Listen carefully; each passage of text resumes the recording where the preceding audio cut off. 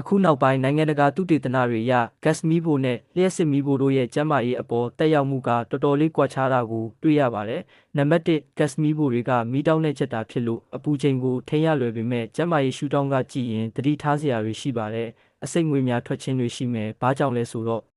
gas လောင်ကျွမ်းတဲ့အခါ nitrogen dioxide ကာဗွန်မိုနောက်ဆိုက်နဲ့ formaldehyde စတဲ့ဓာတ်ငွေ့တွေထွက်လာပါတယ်။ဒါကြောင့်လည်းအသက်ရှူလမ်းကြောင်းပြဿနာတွေဖြစ်တာပါပဲ။ဒီဓာတ်ငွေ့တွေကအိမ်ထဲမှာလေဝင်လေထွက်မကောင်းရင်ပိတ်မိနေတတ်ပါတယ်။အထူးသဖြင့်ကလေးငယ်တွေမှာပန်းနိုင်ရင်ကျက်ဖြစ်နိုင်ခြေကို42%အထိပိုများစေတယ်လို့လေ့လာမှုတွေကဆိုပါတယ်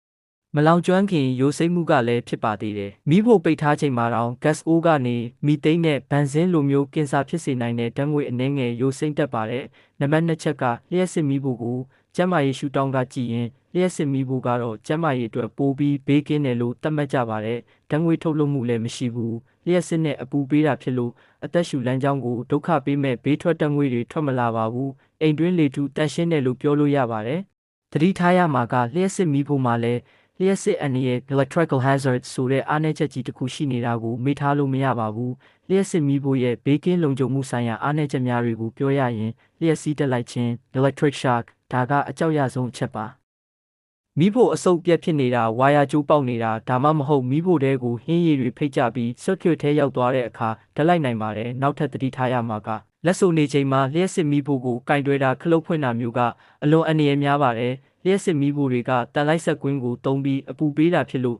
နှလုံးခုန်နှုန်းထိန်းဆက် pacemaker တုံးထားသူတွေအတွက်ကတော့အန္တရာယ်ရှိဆုံးပေါ့ကိုခန္ဓာထဲမှာနှလုံးခုန်နှုန်းထိန်းဆက်ထည့်ထားတဲ့သူတွေဟာ induction မီးဖိုနဲ့အရန်နီးကပ်စွာမနေသင့်ပါဘူးတန်လိုက်ဆက်ကွင်းကဆက်ရဲ့အလုတ်လုတ်ပုံကိုနှောက်ယှက်နိုင်လို့ပါ